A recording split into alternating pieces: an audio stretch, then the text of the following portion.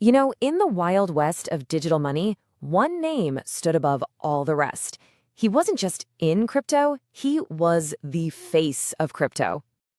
People were calling him a billionaire genius, a philanthropist even, a guy who was supposedly on a mission to save the entire world. Or so we all thought. Yeah, because behind that carefully crafted myth, behind all those promises, was one of the biggest, most shocking financial lies ever told. So today, we're diving into the story of how a $32 billion empire, one built on pure trust and celebrity endorsements, didn't just collapse overnight. No, it was something much worse. It was revealed to be a total lie right from the very start. Okay, so our story really starts with this prodigy, Sam Bankman-Fried, or SBF as everyone called him. This is a guy whose parents were Stanford law professors. He was this young man who supposedly saw the world in a totally different way, not like you and me, but in probabilities and code. And he had this whole philosophy he lived by called effective altruism. Now, the idea was, well, it was really compelling. It was this mission to make an absolutely insane amount of money, but not to be greedy. Oh no, the plan was to give it all away to charity. It was the perfect story, right? And boy, did everyone buy it.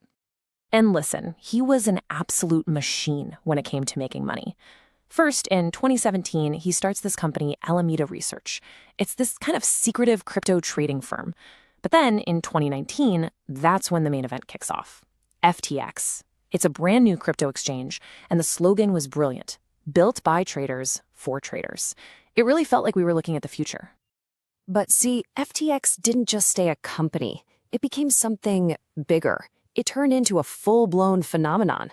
SBF wasn't just building a business at this point. He was building an entire empire based on nothing more than pure, unfiltered belief. And that belief, well, it had a price tag. $32 billion. Just let that sink in. That's what FTX was supposedly worth back in 2021. You had the biggest names in finance, all of them, just lining up, desperate to get a piece of the action. So how'd they do it? Well, they basically manufactured this belief with an absolute masterclass in marketing.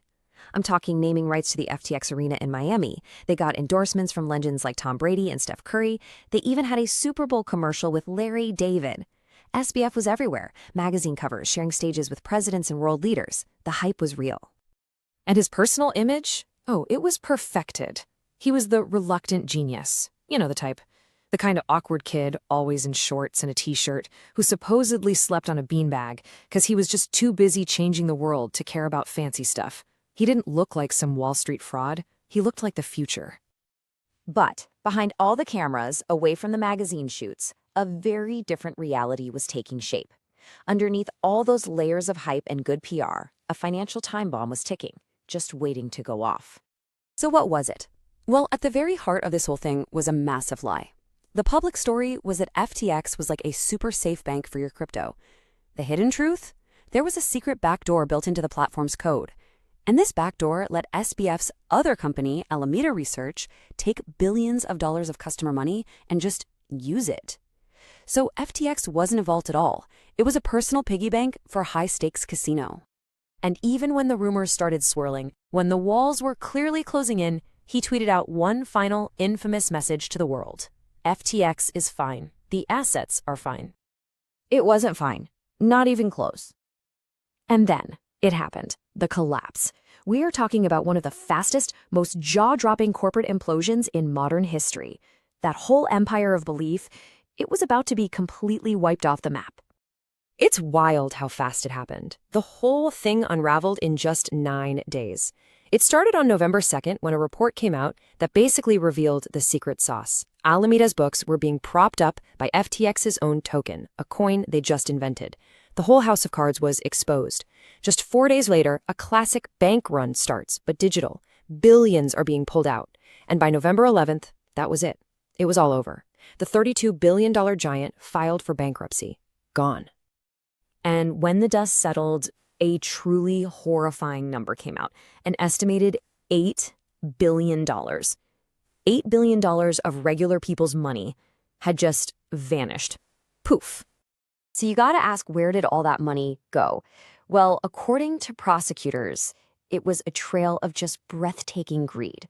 We're talking customer money, the money that was supposed to be safe being used for huge political donations, luxury real estate in the Bahamas, covering massive losses from risky bets, and even personal loans to the executives. Unbelievable. Look, the fall of FTX is so much more than just a business story. It's really like a modern fable, and it's got a lesson that I think we all really can't afford to ignore. Because you see, this whole saga isn't really just about crypto. It's about something much more fundamental. It's about belief. It's about the power of a really compelling story. And, maybe more importantly, how easily our trust can be manipulated and used against us. So, what are the core truths here? Well, they're pretty timeless, right? First, transparency isn't just a nice to have, it's absolutely essential. Second, integrity isn't some old-fashioned idea. It's the only thing that actually builds lasting value. And maybe the biggest one of all, hype is not the same thing as honesty. Not even close. And that's why the story of FTX leaves all of us with this one kind of haunting question. In a world that's just filled with hype, filled with these charismatic founders promising to change everything, how do we really know who to believe?